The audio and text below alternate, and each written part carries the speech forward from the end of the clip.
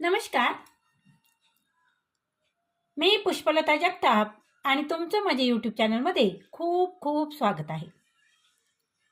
आजच्या व्हिडिओमध्ये आपण पाहणार आहोत मृत्यू येण्यापूर्वी शरीर आपल्याला देतं हे 7 संकेत.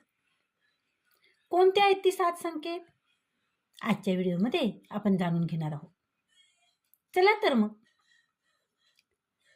मित्रांनो, मृत्यू येण्यापूर्वी शरीर देतं हे 7 धोकादायक संकेत. दुर्लक्ष करू नका मित्रांनो.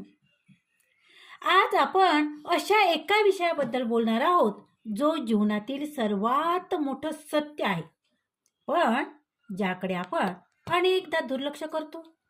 होय मित्रांनो, आपण मृत्यूविषयीच बोलत आहोत. मृत्यू कोणतीही पूर्वसूचना न देता येतो का? की त्याआधी आपले शरीर काही विशेष संकेत देऊ लागतो? विज्ञान आणि आयुर्वेद या दोघांच्याही मते जीवनाच्या अंतिम टप्प्यापूर्वी शरीरात काही महत्त्वाचे बदल दिसू लागतात. मित्रांनो, आजच्या या व्हिडिओमध्ये आपण अशा 7 महत्त्वाच्या संकेताविषयी जाणून घेणार आहोत. तर हा व्हिडिओ तुम्ही शेवटपर्यंत नक्की बघा. मित्रांनो, व्हिडिओ शेवटपर्यंत नक्की बघा, कारण 7वा संकेत सर्वात आश्चर्यकारक मानला जातो. मात्र सुरुवातीलाच मला एक महत्त्वाचा सल्ला द्यायचा आहे. हे सर्व लक्षण इतर सामान्य किंवा उपचार आजारामध्येही दिसू शकतात. त्यामुळे ही माहिती ऐकून घाबरून जाऊ नका. अशा प्रकारची लक्षणे दिसल्यास डॉक्टरांचा सल्ला जरूर घ्या मित्रांनो. बघा, संकेत क्रमांक 1, शरीरात अत्याधिक अशक्तपणा. पहिला संकेत म्हणजे शरीरात प्रचंड अशक्तपणा जाणवतो आणि ऊर्जा पूर्णपणे कमी होते. जसे जसे जीवनाचा अंतिम टप्पा जवळ येऊ लागतो तसतशी शरीरातील पेशी आणि स्नायूची कार्यक्षमता झपाट्याने कमी होऊ लागते. अशावेळी व्यक्तीला अंतराळातून उठून बसणे, कूस बदलणे किंवा स्वतःहून पाणी पिणे सुद्धा खूप कठीण वाटू लागतं. जणू शरीरातील संपूर्ण ऊर्जा संपून गेली आहे असं त्याला वाटतं. जो माणूस पूर्वी सहजपणे सर्व कामं करीत होता त्यालाही साधं बोलणं किंवा थोडा वेळ बसणं खूप थकवणारं वाटू लागतं. आणि वैज्ञानिक दृष्टिकोनातून पाहिलं तर ही अवस्था हृदयाचे ठोके मंदावतात आणि शरीरातील विविध अवयवापर्यंत पुरेसे रक्त व ऊर्जा पोहोचत नाही आणि यामुळे शरीराला सतत फक्त विश्रांतीची गरज भासू लागते. आता आपण बघणार आहोत संकेत क्रमांक 2, भूक आणि तहान कमी होणे. मित्रांनो, दुसरा संकेत म्हणजे भूक आणि तहान हळूहळू पूर्णपणे कमी होणे. जसजसे शरीरातील अंतर्गत अवयवांची कार्यक्षमता मंदावते ना, तसतसे चयापचय प्रक्रिया आणि पचनक्रिया जवळजवळ थांबण्याच्या अवस्थेत पोहोचते. जेव्हा पचन संस्था व्यवस्थित काम करत नाही तेव्हा शरीराला बाहेरून ऊर्जा घेण्याची गरजही कमी वाटू लागते. कारण याच कारणामुळे व्यक्ती हळूहळू खाणे पिणे जवळजवळ बंद करतो. अशावेळी कुटुंबातील लोक घाबरून त्या व्यक्तीला जबरदस्तीने अन्न किंवा पाणी देण्याचा प्रयत्न करतात. परंतु वैद्यकीय शास्त्रानुसार अशा अवस्थेत जबरदस्तीने अन्न किंवा पाणी दिल्यास ते श्वसन नलिकेत किंवा फुफ्फुसामध्ये जाऊ शकतं, ज्यामुळे त्या व्यक्तीला अधिक त्रास होऊ शकतो. आता बघूया संकेत क्रमांक 3. तिसरा संकेत म्हणजे दिवसातील प्रत्येक वेळ शांत झोपेत किंवा बेशुद्ध अवस्थेत राहणे. जसजसे जीवनाची दोरी कमकुवत होत जाते ना, तसतसे त्या व्यक्तीच्या आजूबाजूच्या जगाशी संपर्क मात्र कमी होऊ लागतो.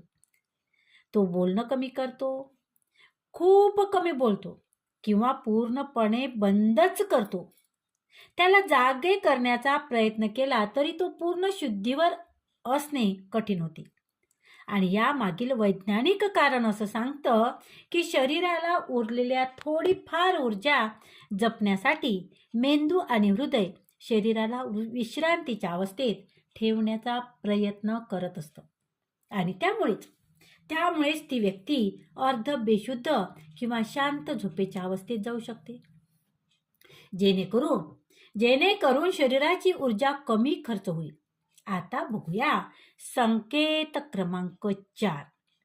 संकेत क्रमांक 4 म्हणजे श्वास घेण्याच्या पद्धतीत मोठा बदल होणे. हा बदल पाहून अनेकदा कुटुंबातील लोक घाबरून जातात आणि यालाच वैद्यकीय भाषेत चैन स्ट्रोक श्वसन असे म्हटले जाते. या अवस्थेत काही वेळेस श्वास खूप वेगाने चालतो आणि त्यानंतर अचानक खूप मंद होतो. काही वेळा तर 10 ते 15 सेकंद श्वास पूर्णपणे थांबल्यासारखा वाटतो आणि त्यामुळे असं वाटू लागतं की प्राण गेला आहे. पण काही क्षणांनी पुन्हा श्वास सुरू होतो. याशिवाय श्वसन संस्था कमकुवत झाल्यामुळे घशातून जड किंवा घरघर असा आवाजही येऊ लागतो. वैद्यकीय भाषेत यालाच म्हणतात रॅडर. हा फुफ्फुसांना श्वसन मार्गातील स्त्राव पूर्णपणे साफ करत नसल्याने हे एक लक्षण मानले जाते. आता बघूया संकेत क्रमांक 5. बघा, 5वा संकेत म्हणजे हात, पाय आणि शरीरातील बाहेरील अवयव अत्यंत थंड पडणे. जीवनाच्या अंतिम टप्प्यातील शरीराला ऊर्जा अत्यंत मर्यादित असल्याची जाणीव होती आणि त्यामुळेच शरीर उपलब्ध रक्तपुरवठा आणि ऊर्जा प्रामुख्याने हृदय, मेंदू आणि फुफ्फुस यासारख्या महत्त्वाच्या अवयवाकडे वळवते. आणि याचाच परिणाम असा होतो की हातपाय आणि त्वचेकडे जाणारा रक्तपुरवठा कमी होतो आणि त्यामुळेच हात पाय आपल्याला बर्फासारखे थंड पडल्याची जाणीव होते आणि त्वचेचा रंग सुद्धा फिकट, निळसर किंवा पिवळसर दिसू शकतो. ही शरीराची एक स्वाभाविक रक्षणात्मक किंवा संरक्षणात्मक प्रतिक्रिया मानली जाते, जी काही व्यक्तीमध्ये जीवनाच्या अंतिम टप्प्यात दिसून येऊ शकते. आता आपण बघूया संकेत क्रमांक 6. हा पूर्णपणे मानसिक आणि वर्तनातील बदलाची संबंधित आहे. मित्रांनो, जीवनाच्या अंतिम टप्प्यात अनेक व्यक्ती आपल्या आवडत्या वस्तूमध्ये आणि अगदी आपल्या अत्यंत प्रिय व्यक्तीमध्येही रस कमी दाखवू लागतात. ते अधिक शांत होतात आणि त्यांना एकटं राहणं पसंत करतात. ज्या व्यक्तीवर ते पूर्वी फार प्रेम करत होते त्यांच्याशी बोलण्याची इच्छा कमी होते किंवा ते नजरा चुकू लागतात. आध्यात्मिक दृष्टिकोनातून असे मानले जाते की या काळात व्यक्ती हळूहळू सांसारिक मोहातून अलिप्त होत जाते आणि आपल्या अंतिम प्रवासासाठी मानसिकदृष्ट्या तयार होत असते.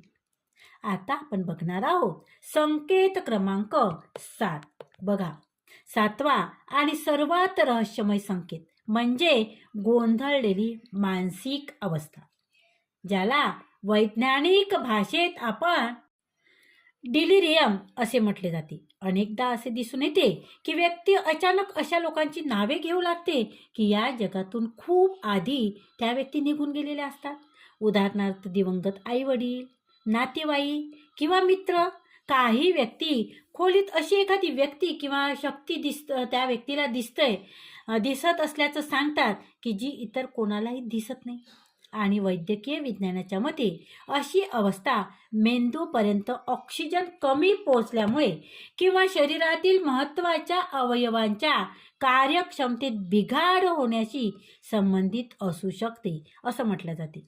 तर आध्यात्मिक दृष्टिकोनातून काही जण याला आत्म्याच्या अंतिम प्रवासाची तयारी किंवा दुसऱ्या जगातून आलेला संकेत सुद्धा मानतात. मित्रांनो, हे होते शरीर जीवनाच्या अंतिम टप्प्यात काही व्यक्तीमध्ये दिसून येऊ शकणारे हे 7 संकेत. महत्त्वाचे संकेत. मित्रांनो, एक गोष्ट मला इथे नमूद करावीशी वाटते. मृत्यू हे जीवनाचे अटळ सत्य असले तरी अशा लक्षणाकडे पाहून घाबरण्याची गरज नाही. त्याऐवजी त्याऐवजी आपल्या प्रिय मित्रांना किंवा व्यक्तींना त्यांच्या शेवटच्या काळात अधिक आधार, अधिक प्रेम आणि अधिक शांतता मिळेल यासाठी प्रयत्न करणे अधिक महत्त्वाचे आहे. ही लक्षात ठेवा की हे सर्व लक्षणे इतर अनेक उपचार, योग्य आजारामध्ये सुद्धा दिसू शकतात.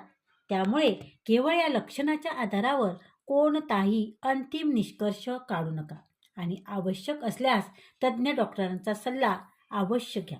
मित्रांनो, जर तुम्हाला ही माहिती उपयुक्त वाटली असेल तर व्हिडिओला लाईक करा आणि हा व्हिडिओ आपल्या कुटुंबियासोबत, आपल्या मित्रासोबत शेअर करायला मात्र विसरू नका. अशाच माहितीपूर्ण आणि आरोग्यविषयक माहितीसाठी तुम्ही चॅनलला सबस्क्राईब करायला विसरू नका. तसेच व्हिडिओला हाईपसुद्धा द्या मित्रांनो. तर धन्यवाद. खूप खूप धन्यवाद.